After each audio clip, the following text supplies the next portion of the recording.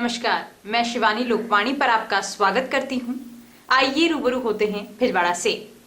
नगर परिषद में उपसभापति पद के चुनाव को लेकर सवेरे से ही घमासान स्थिति बनती नजर आ रही थी। उस समय और भी कौतूहल बढ़ गया जब निर्दलीय प्रत्याशी रेखापुरी ने भी उपसभापति पद के लिए नामांकन पत्र दाखिल किया। भाजपा की अधिकृत प्रत्याशी रामलाल योगी तथा कांग्रेस पार्षदा फातिमा तथा समदू देवी ने भी नामांकन पत्र दाखिल किया। रेखापुरी के उपसभापति पद पर दावेदारी को लेकर अलग अलग कयास लगाते नजर आए। इसी बीच जानकारी मिली कि निर्दलीय प्रत्याशी रेखापुरी के समर्थन में कांग्रेस पार्षदा फातिमा व समदू ने नामांकन पत्र वापस ले लिया।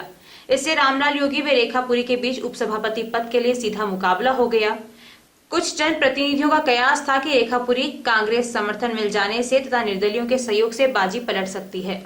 सोमवार को निर्धारित समय पर मतदान प्रारंभ हुआ और कुछ समय बाद ही कांग्रेस के पार्षद मतदान करने पहुंचे। उसके बाद निर्दलीय पार्षद रामलाल योगी के साथ मतदान करने पहुंचे। नवनिर्वाचित सभापति राकेश पाठक, जिला अध्यक्ष राजूलाल तेली के साथ भाजपा पार्षद एक साथ मतदान करने पहुंचे। भाजपा के पार्षदों ने भगवा दुपट्टे पहन रखे थे। अधिकतर पार्षद विजय मुद्रा में दिखे।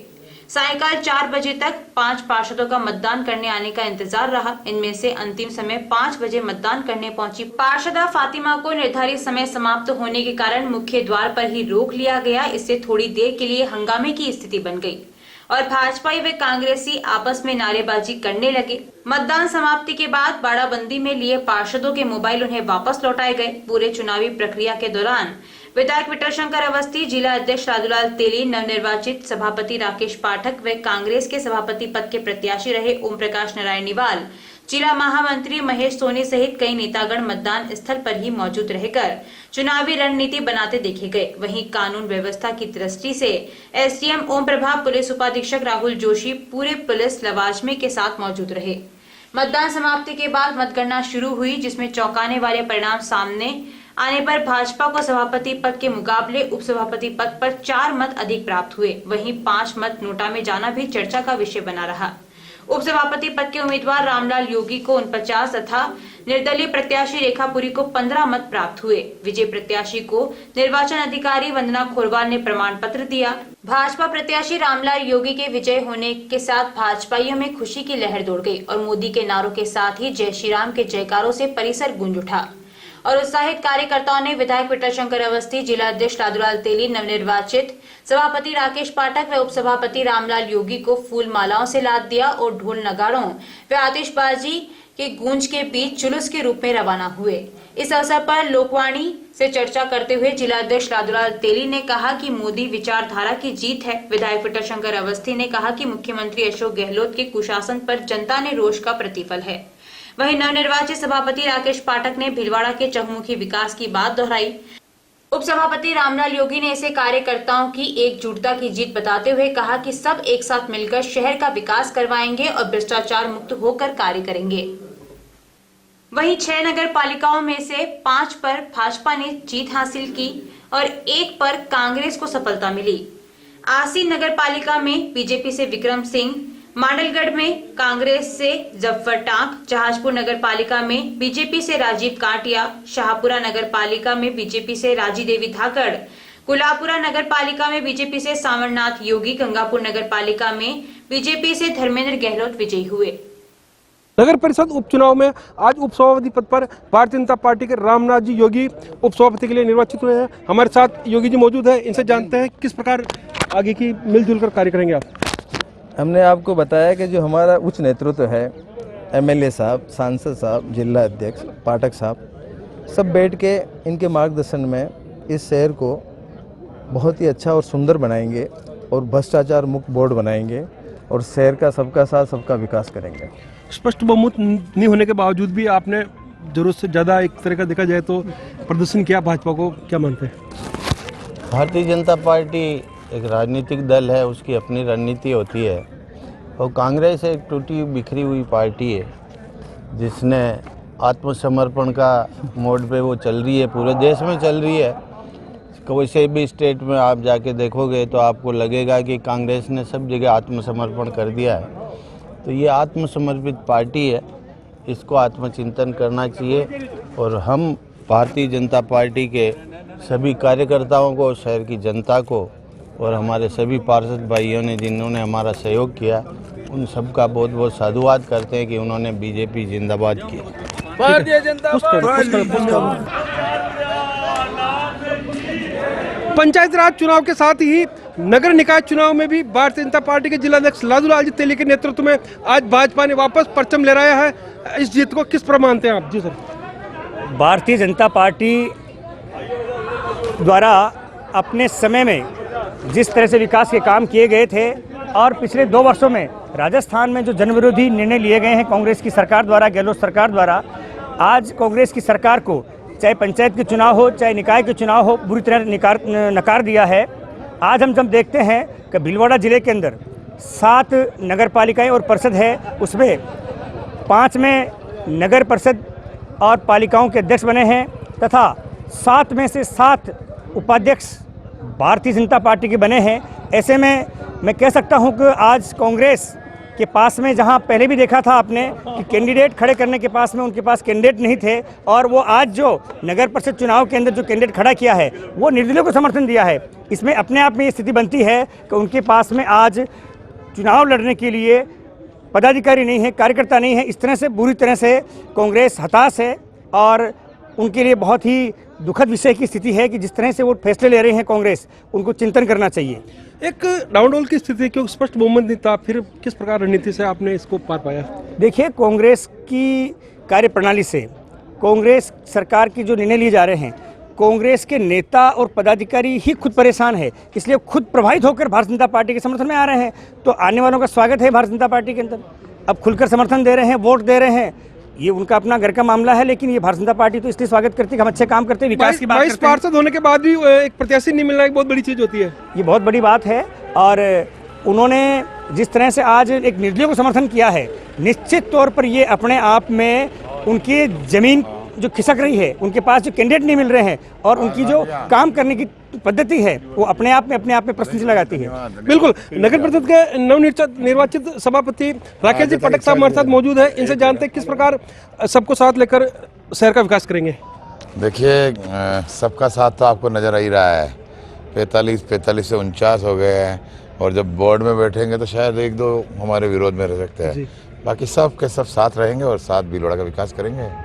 निश्चित रूप से भारतीय जनता पार्टी का कार्यकर्ता और भारतीय जनता पार्टी का पार्षद भीलवाड़ा शहर के विकास के लिए संकल्पबद्ध है। बिल्कुल। तो शहर की 5-6 नगर पालिकाओं के साथ ही नगर परिषद में भगवा लहराया है। इसको लेकर भारतीय जनता पार्टी के जिलाध्यक्ष लालूलाल तेली और जो नवनिर्वाचित सभापति राकेश पाठक, इन्होंने आश्वासन दिया है कि सबको साथ लेकर सबका विकास करेंगे और शहर को एक विकास के मामले में एक नई ऊंचाइयां देंगे। लोकवाणी के लिए मैं भीलवाड़ा से प्रहलाद तेली।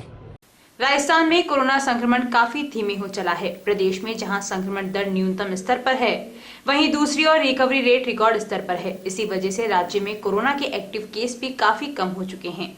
इसी बीच कोरोना वायरस की वजह से मार्च 2020 से बंद पड़े स्कूलों में आज फिर से घंटी बज उठी है। भीलवाड़ा में 6 से 8वीं के बच्चों के लिए स्कूल खुल गए हैं। बता दें कि बोर्ड परीक्षाओं की तैयारियों को देखते हुए सरकार ने कक्षा 10वीं और 12वीं के छात्रों के लिए स्कूल पहले ही खोल दिए। गौरतलब है कि 4 मई से बोर्ड की परीक्षाएं होने वाली है, जिसके लिए प्री बोर्ड प्रैक्टिकल एग्जाम भी होंगे। इसी के चलते सरकार ने स्कूल खोलने की इजाजत दी थी। अब 266 दिनों से बच्चों की पढ़ाई पर पड़ रहे असर को देखते हुए कक्षा 6 से 8वीं के सभी स्कूलों को भी सोमवार से खोल दिया गया है। भीलवाड़ा के सभी सरकारी व निजी स्कूलों में सोशल डिस्टेंसिंग, मास्क और हैंड सैनिटाइजर की पूरी व्यवस्था की गई। सरकार की नई गाइडलाइन के तहत 50-50% क्षमता के साथ भीलवाड़ा जिले के सरकारी व निजी स्कूलों का संचालन आज से फिर शुरू हो गया। पहले दिन पूरी उमंग और उत्साह के साथ बच्चे स्कूल पहुंचे। रविवार को भीलवाड़ा के कई स्कूलों में नई गाइडलाइंस और दिशा निर्देशों के लिए अभिभावकों के साथ पीटीएम रखी गई थी, जिसमें सभी अभिभावकों ने बच्चों को स्कूल भेजने की सहमति दी थी। वैश्विक महामारी कोरोना से जहां पूरे विश्व में त्राहिमाम मच गया, उससे भारत भी अछूता नहीं रहा। और अगर हम बात करें तो भीलवाड़ा के अंदर भी 22 मार्च से यहाँ पर पहले कर्फ्यू की घोषणा के साथ ही स्कूलों में छुट्टियां हो गई थी और अब 22 मार्च के बाद आज वापस कक्षा 6 से 8 तक का जो शिक्षण कार्य आज शुरू हुआ है।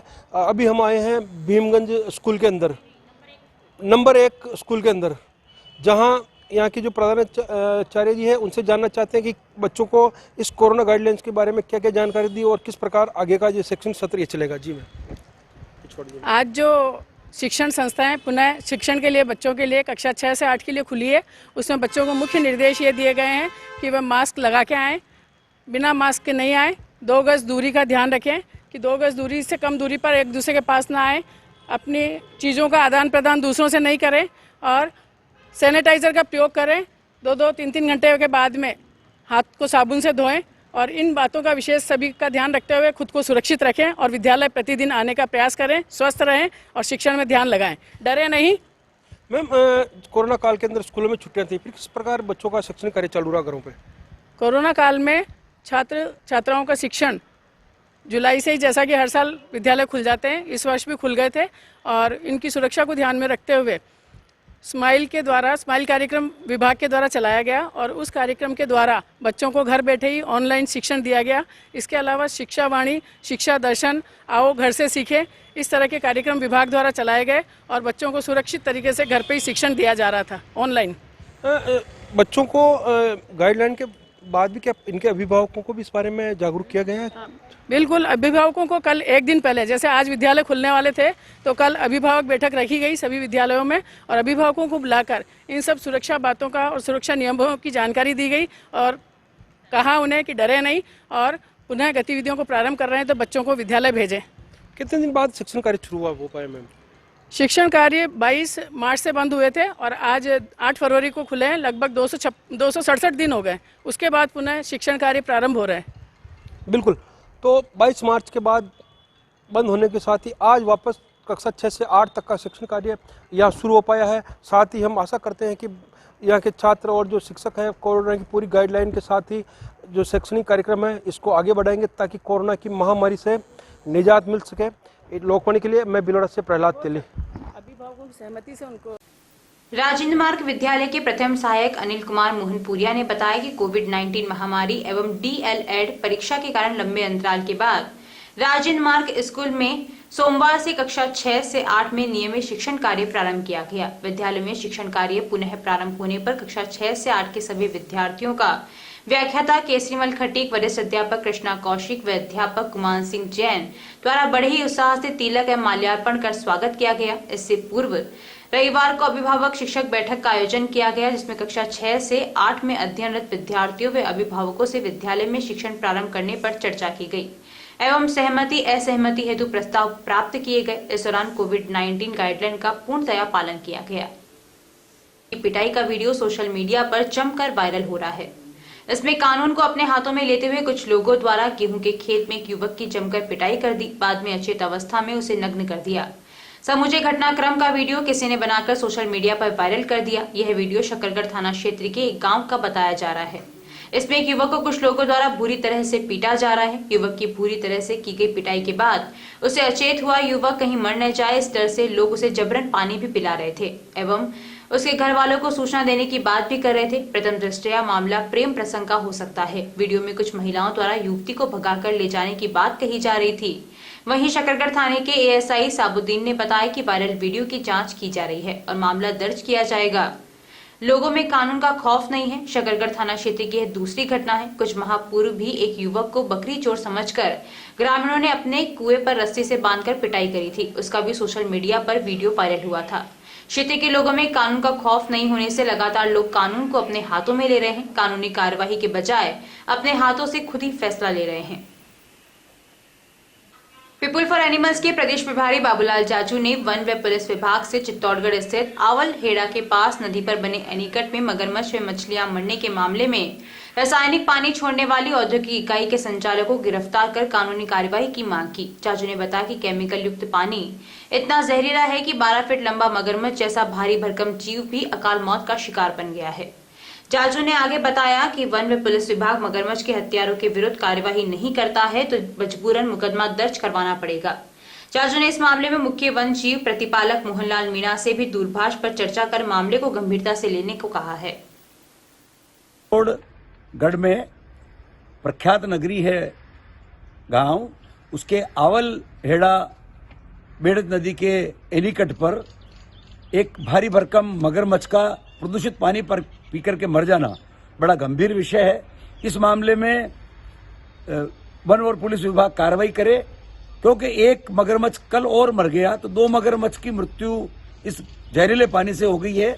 मैं राजस्थान के chief wild life warden ML Meena से, चित्तौड़गढ़ पुलिस अधीक्षक से और वन विभाग और प्रदूषण नियंत्रण मंडल से मांग करता हूं कि जिस औद्योगिक इकाई ने ये पानी छोड़ा है उसके खिलाफ कार्रवाई हो।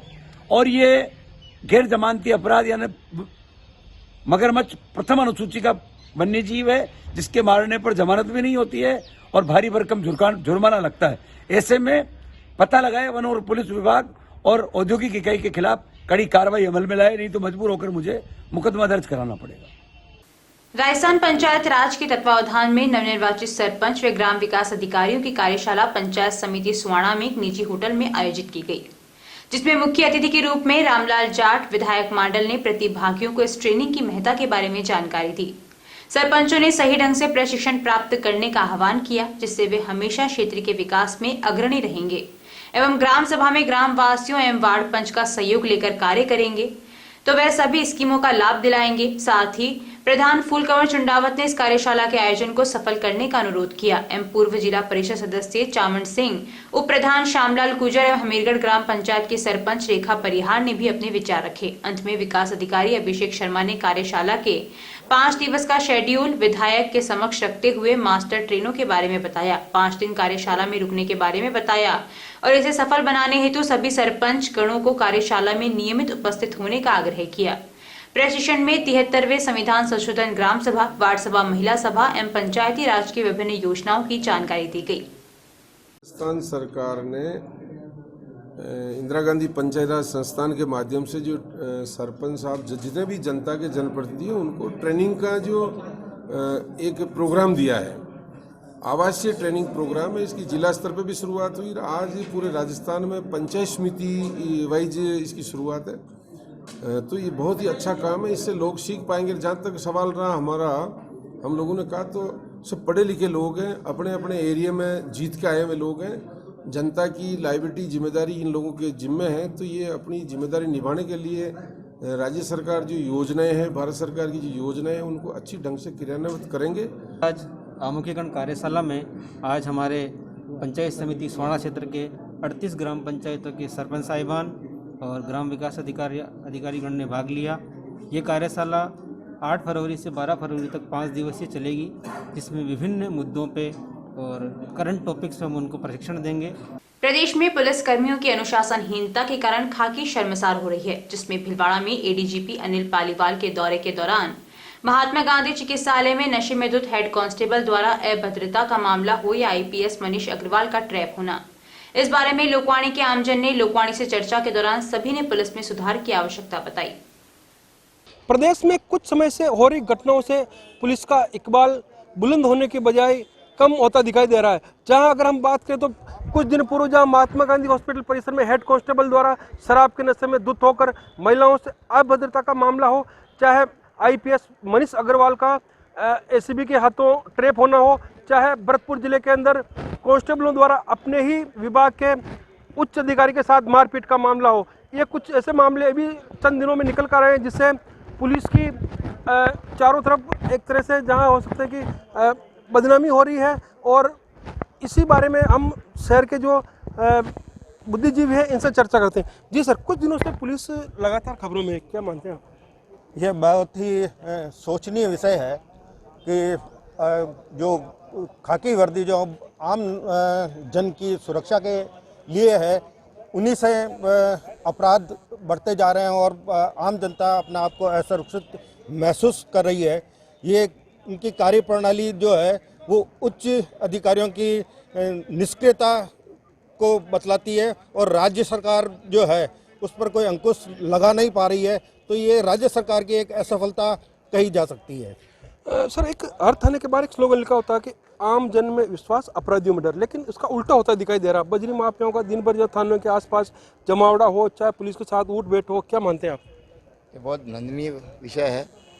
पुलिस प्रशासन का बेरुखी जनता के प्रति और अपराधियों से साठगांठ, ये पहले ऐसा होता नहीं था। जब से ये सरकार आई है तब से खौफ कम हो चुका है, ऐसा लग रहा है। जनता ये चाहती है कि हम सुरक्षित वातावरण में अच्छा अपने परिवार के साथ तालमेल बिठा करके परिवार को जिएं, परंतु यहाँ तो अपराधी बेखौफ कई तरह की घटनाएं घट रहे हैं। ये बहुत खेदनीय बात है। और खुद पुलिस के अभी जो पिछले दिनों जो 3-4 हादसे इस प्रदेश में देखने को मिले, जैसे भरतपुर का आप कह रहे हो, एक जयपुर का मनीष जी वाला अग्रवाल साहब का जो ट्रैप में पकड़ा गए हैं, एक भिलवाड़ा में ही जस्ट अभी एक कांस्टेबल दारू के नशे में वहाँ अपनी ड्यूटी दे रहा है, एक और खुद वहाँ काफ़ी जनता को इकट्ठा कर लिया, उपद्रव करने लगा, फिर जाकर के उसकी कोई छोटी मोटी कंप्लेंट हुई। तो ये आम जनता क्या सोचती है इसके प्रति? मेरा ऐसा सोच है कि जब तक इनकी मानसिक विकृति दूर ना की जाए, इनमें इस तरह का कोई या तो फ्रस्ट्रेशन इस ड्यूटी के प्रति है या अधिकारियों के प्रति है या अधिकारी या सरकार के प्रति है, तो वो जब तक ये सब जने मिलकर के इस विकृति को दूर नहीं करेंगे या मानसिकता को चेंज नहीं करेंगे इन पुलिस में, जब तक ये होता रहेगा। इसलिए अब जो भर्ती भी करे तो उनको हाई स्टैंडर्ड भर्ती भी तो होनी चाहिए सरकार को। तो सरकार को देखना चाहिए कि भाई आगे पीछे फैमिली का बैकग्राउंड क्या जिसको आप भर्ती कर रहे हो। अब केवल मात्र आरक्षण को आधार बना करके भर्ती कर लेना, उस आधार पे जिस तरह के जो हादसे हो रहे हैं ये अच्छा नहीं है। और जहाँ तक मैं सोचता हूँ डीजी साहब को इस मामले में अनुशासन कार्रवाई इन विभाग की कर्मचारियों के खिलाफ तो करनी ही चाहिए और इनको घर पर लौटाने के वापस आदेश देना चाहिए, ताकि क्या बर्खास्त होंगे तो कुछ पेनलाइज होंगे, तो इस तरह के जनता में मैसेज जाएगा कि देखो पुलिस आम जनता से अलग नहीं है, जनता गलत कर रही है तो वो जेल में जा रही है तो पुलिस वाले भी जेल में जा रहे हैं। इसलिए इस तरह का भय बताना चाहिए। आईपीएस रैंक के अफसर तक जब भ्रष्टाचार में लिप्त पाए जाते हैं और एसीबी के हत्थे चढ़ते हैं तो नीचे वालों में क्या इसका प्रभाव देखने को मिलता होगा? जब उच्च अधिकारी अगर रिश्वतखोरी में लिप्त पाए जाते हैं तो नीचे स्तर के ऑफिसर और मातहत जो है वो खुलेआम लूट खसोट पर आमादा हो चुके हैं। उनमें कोई खौफ नहीं है, किसी कानून का भय नहीं है। वो ये जान चुके हैं कि जब उच्च अधिकारी भी इतनी रिश्वत ले रहे हैं, मंथली बंदियाँ ले रहे हैं, अपराधियों से साठगांठ कर रहे हैं, उनके साथ उठना बैठना घूमना फिरना हो रखा है, तो एक ये अराजकता की स्थिति है। इसको निश्चित रूप से बदलना चाहिए, नहीं तो एक जंगल राज पैदा हो जाएगा और इसके लिए राज्य सरकार सीधे जिम्मेदार है। पुलिस में आम जन में विश्वास, अपराधियों में डर, लेकिन इसका उल्टा होता दिखाई दे रहा है, क्या मानते हैं? आम जन में विश्वास और अपराधियों में डर, ये पुलिस विभाग की गाइडलाइन है। इसके विपरीत जो काम होते हैं उल्टे होते हैं, जबकि जो अपराधी हैं वो उनके हौसले बुलंद होते रहते हैं और आम आदमियों में डर है। इस तरह की जो संदेश है जनता में उसको बदलना चाहिए और पुलिस विभाग की बार बार जो शिकायतें आती है उसके लिए एक ट्रेनिंग भी करनी चाहिए, ताकि पुलिस विभाग अपडेट रहे और जो अपराधियों में डर है उसको कैसे आगे बढ़ाया जाए इस पर लगातार प्रयास किए जाना चाहिए। पुलिस की छवि कुछ दिनों से धूमिल होती दिखाई दे रही है, क्या मानते हैं आप?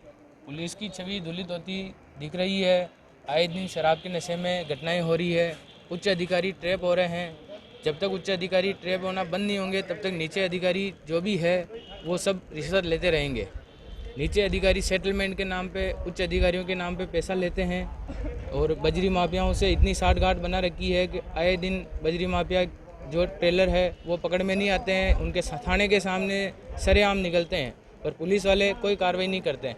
बंदी जाती है, रिश्वत लेते हैं, इस कारण से उनके हौसले बुलंद है। अपराधियों में जो डर होना चाहिए वो डर अब पुलिस वालों का ख़त्म हो गया है, क्योंकि उनकी गलती से पुलिस वाले उनको भाईचारा बना के रखते हैं अपराधियों से और उन पर कोई कार्रवाई नहीं करते हैं। बिल्कुल, तो हमने बिरोड़ा जो कि शहर के जो बुद्धिजीवी आमजन इनसे जाना है पुलिस की कार्यशैली के बारे में, जिन्होंने बताया है कि वास्तव में कुछ ऐसी घटनाएं हुई है जिससे खाकी का इकबाल बुलंद नहीं हो पा रहा है और साथ ही पुलिस में भी अब सुधार की आवश्यकता है। लोकवाणी के लिए मैं बिलोड़ा से प्रहलाद तेली। जानकारियों का सिलसिला यूं ही जारी रहेगा, अभी लेते हैं ब्रेक। देव गार्डन रिसोर्ट नियर सोना resort, Sanganer road, Bhilwara. Mobile number 9782048919 7568952871। 22 AC furnished room and 1 hall, 20,000 square feet garden, well parking facility, nearby city, a complete solution of marriage, complete event, room facility, economic charges.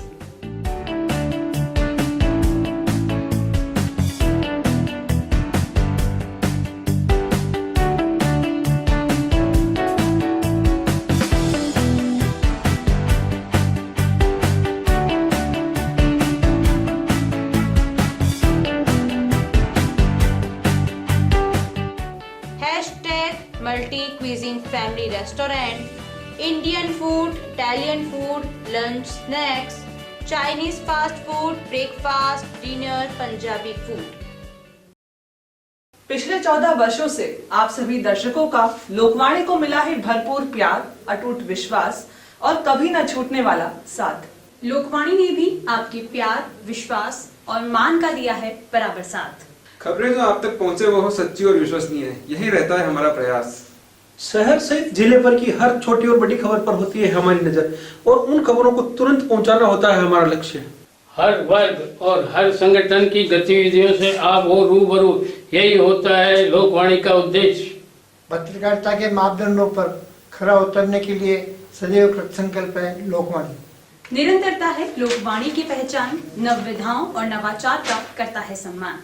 बदलते दौर में electronic media बदल रहा है अपने रंग, लोकवाणी भी चल रहा है बदलते दौर के संग। पिछले 14 वर्षों से लोकवाणी टीवी के साथ साथ यूट्यूब चैनल, फेसबुक और लोकवाणी.tv वेबसाइट पर हम अपनी उपस्थिति दर्ज करा चुके हैं।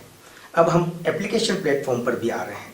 अब आपके पास होगा आपका अपना एक लोकवाणी ऐप, जिले, प्रदेश, देश विदेश की खबरों का ऐसा ऐप जो रखेगा आपको हर खबर से update.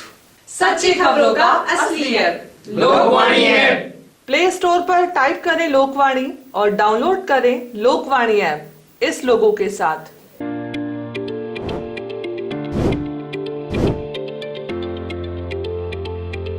Welcome to Malu Hospital, Bhilwada's best orthopedic and joint replacement hospital.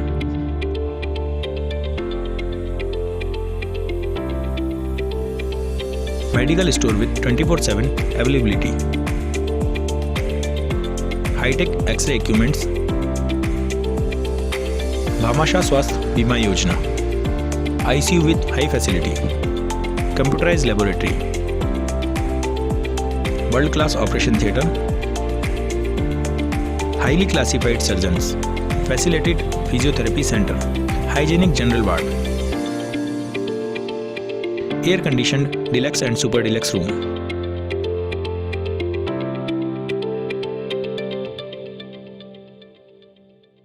A16 front of महिला आश्रम कॉलेज, विजय सिंह पथिक नगर, भीलवाड़ा।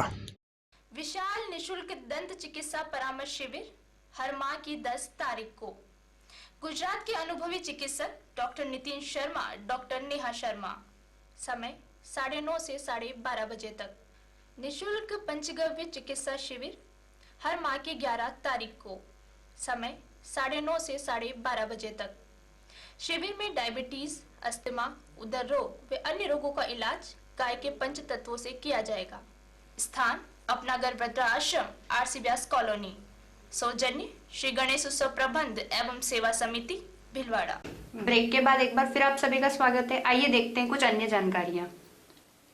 आज सुखाड़िया स्टेडियम में LNAJ भीलवाड़ा ग्रुप द्वारा हर वर्ष की प्रस्तावित मिलाद चैलेंजर कप क्रिकेट टूर्नामेंट का आगाज हुआ।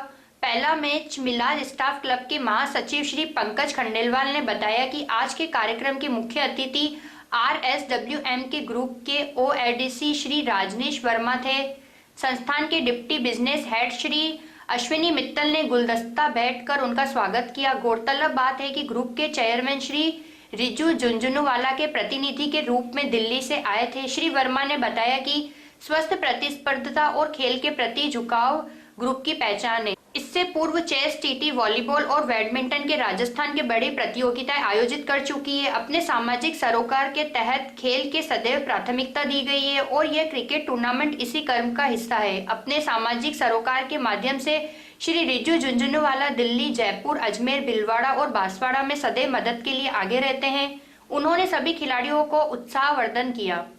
कार्यक्रम का संचालन श्री पीयूष पाठक ने किया। रविवार को खेले गए लीग मैच में गुलाबपुरा ने BSL को 42 रन और RSWM मंडपम ने रिंगस को 8 विकेट से हराया। इस टूर्नामेंट ने LNJ भिलवाड़ा ग्रुप की 7 टीम हिस्सा ले रही है। अन्य लीग में भिलवाड़ा, गुलाबपुरा, बांसवाड़ा में भी खेले जा रहे हैं और यूट्यूब पर लिंक देखे जा सकते हैं। आज का लीग मैच मेजबान RSWM मंडपम और BSL के बीच मध्य खेला गया। इसमें मेजबान की टीम टॉस जीतकर पहले बल्लेबाजी का फैसला किया। टूर्नामेंट का सेमीफाइनल मैच 13 को, फाइनल मैच 14 को भिलवाड़ा में सुखाड़िया स्टेडियम में खेला जाएगा। देखिए, LNJ ग्रुप की जो परंपरा है स्वस्थ खेल की और प्रतिस्पर्धा की, उसको ग्रुप ने हमेशा निभाया है। कई वर्षों से ये कार्यक्रम हो रहा है। मैं पहले भी कई बार आके कार्यक्रम अटेंड किया हूँ। इससे पहले SC गर्ग साहब थे, तब भी मैं आया था एक बार कार्यक्रम अटेंड करने। और जो ये खेल की भावना होती है, ये लोगों को आपस में जोड़ने का काम करती है।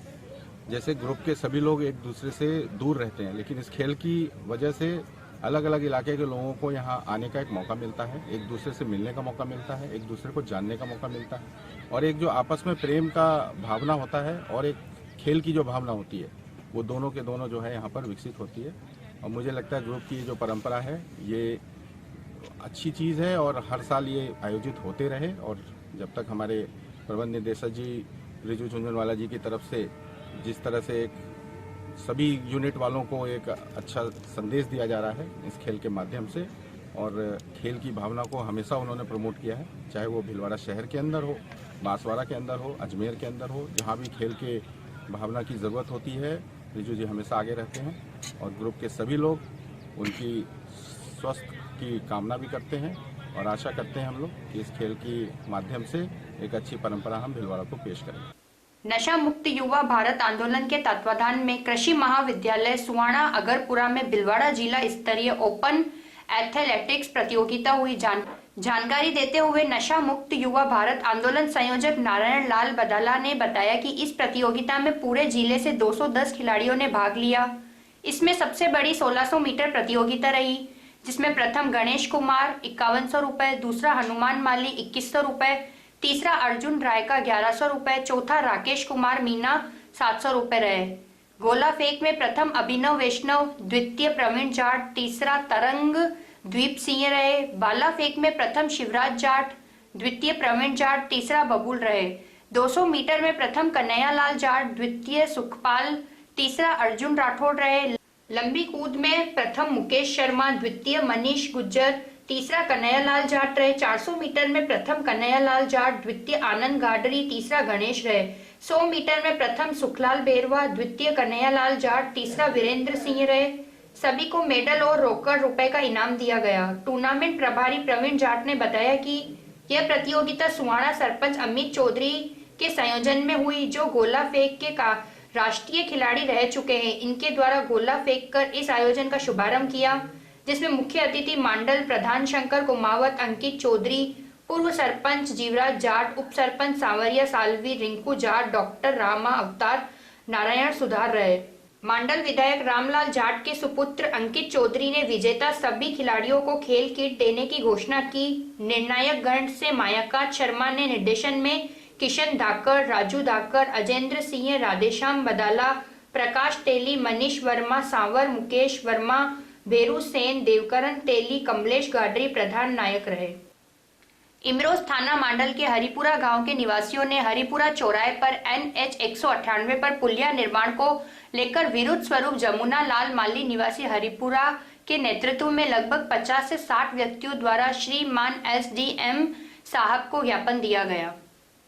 लोकसभा सचिवालय द्वारा शुरू किए गए युवा प्रशिक्षण, नव संचार और विकास कार्यक्रम में भिलवाड़ा जिले के मंडल कस्बे के साजिद काजी का चयन हुआ है। इस चयन प्रक्रिया के लिए समूचे भारत को योग्यता अनुसार आवेदन मांगे गए थे, जिसमें से शेष 30 युवा जिन्होंने अपने क्षेत्र में उत्कृष्ट कार्य किया उनका चयन हुआ है।